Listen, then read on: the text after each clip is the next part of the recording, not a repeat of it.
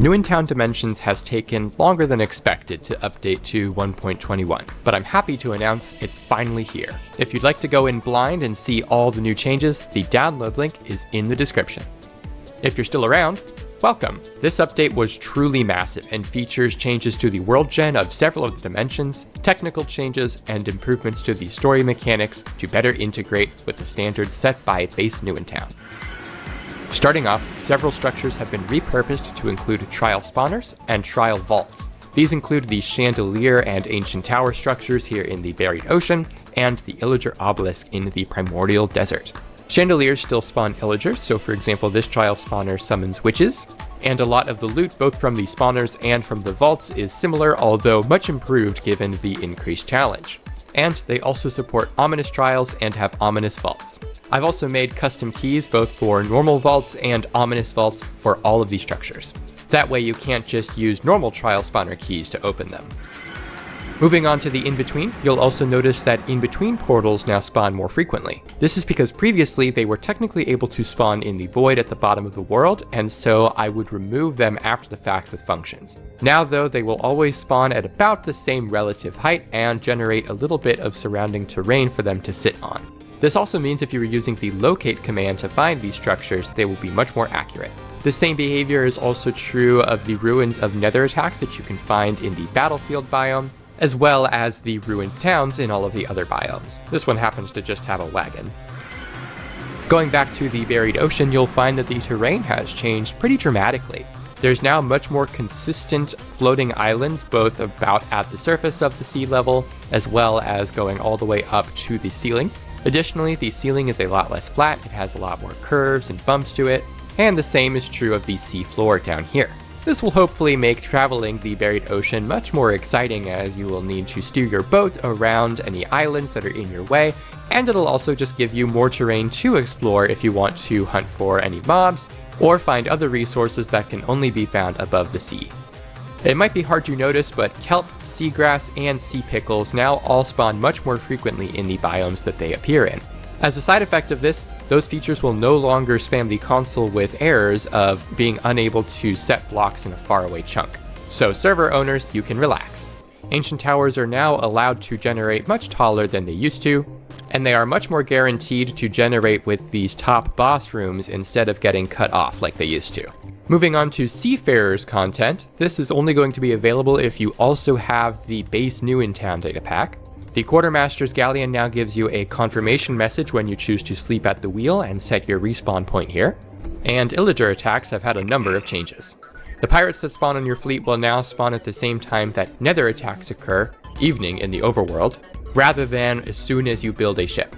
They will also only spawn relative to the first 3 ships that you build. Also, where previously you would get pirate attacks for all of the first 9 ships that you build in your fleet, you'll now only get them for your first 3. Just like with the pirates, the galleon now spawns the next evening after you build your 5th ship, but now behaves much more like the tyrant's bases during counteroffensive in the nether, with objectives that you need to destroy. These objectives are stronger than those used in counteroffensive and include lightning rods, and for the galleon, the ship engine, all of which will spawn reinforcements as you hit them and over time. You'll need to destroy these by force in order to progress this objective. Like the galleon, the Illager lab now also waits to spawn until the next evening, but now after you build your 7th structure.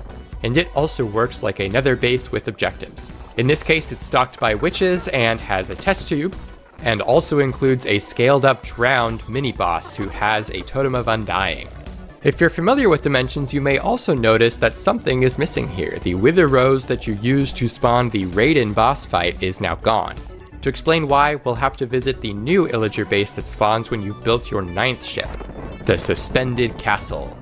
This new structure is absolutely massive and represents the final challenge for seafarers. It has an entrance waterfall that takes you down to this lower castle, where you'll once again have to destroy objectives on your way through across the various bridges and fighting Illagers, until eventually you reach Raiden's immortality machine. After you destroy all of the objectives at the Dark Castle, including the immortality machine, the Raiden boss fight will start automatically. Raiden's attacks and behavior have been changed quite a bit. While he still has 3 attacks, all of them have been reworked, and his invulnerability is no longer tied to a specific attack. He will alternate between vulnerable and invulnerable throughout the fight regardless of what attacks he's using. His attacks now also include wind-up times, which were previously intentionally omitted, and have updated particles to look much more impressive. The surface of the Primordial Desert has not changed very much. However, the underground is now much more exciting to explore. It features large noise caves like this one that previously did not generate in this dimension. These noise caves, combined with the wide and deep ravines that have always existed, allow caves to stretch all the way from right below the surface to the very bottom of the dimension at y-128. It also means cave biomes like the volcanic zone and the crystal caves are much more epic to explore. Ore distribution has also been modified quite a bit, so you'll find a lot more iron, copper, and especially coal higher up, and deeper down ores like iron, redstone, or even gold are going to depend a lot more on the biomes that you're in. So while you can of course find diamonds anywhere, they're going to be far more common here in the volcanic zone along with emeralds than in other biomes like the desert. Moving on to excavators, the price of the mining drill that is used in most recipes has been reduced a little bit. It now requires only 48 copper ingots instead of 64. And on top of that, the average price of all recipes in excavators has been reduced. They now require 16 copper ingots instead of 24, and only 32 stripped jungle logs instead of 64. And this is generally true across all recipes. Furthermore, the basic straight mineshaft structure no longer requires a mining drill and also has had its average price reduced. These so-called artifact rooms that you discover when you build your first 3 sites in excavators are now much less likely to have duplicates, and the mobs inside are always guaranteed to drop at least 1 artifact item that you can use at the research station. The research station is now much more reliable and resets its score to 0 when you complete a research, and a bug has been fixed that could sometimes cause artifact rooms to not be able to be researched. The Surveyor is a new structure in excavators that works like the Scout Spyglass in counteroffensive. When Illager attacks appear around your mine, the Surveyor structure will add them to its map, which will point you to the general direction as well as the exact Y level of that structure. The Illager bases here in the Primordial Desert have also been updated with the same objectives, including a piglin cage and similar lightning rods.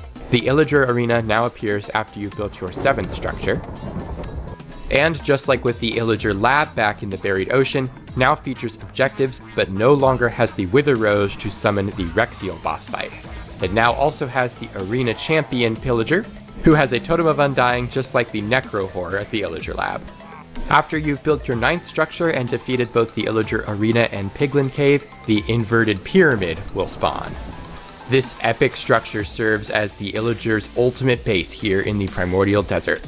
It features a heavily armed exterior area that is primarily used for research, as well as a labyrinthine interior that looks much more like an ancient tomb that has been converted for scientific purposes. And at the very top of the pyramid sits Rexial's immortality machine. Both Raiden and Rexial's layers also feature a chest at the back which is locked, and becomes unlocked once you defeat the boss. The Rexial boss fight has received similar improvements to the Raiden boss fight, including new attacks, new particles, new wind-up periods, and an invulnerable state that is unrelated to his attacks. He also no longer uses actual lava in his attacks and instead makes use of the damage command, potions, area effect clouds, and so on. The Tempest is still considered to be a heavy work in progress but has received some improvements. Primarily, the world generation speed has been improved some by changing the way surface rules work, and a bug has been fixed that previously caused skeleton trap horses to sometimes spawn infinite skeleton trap horses.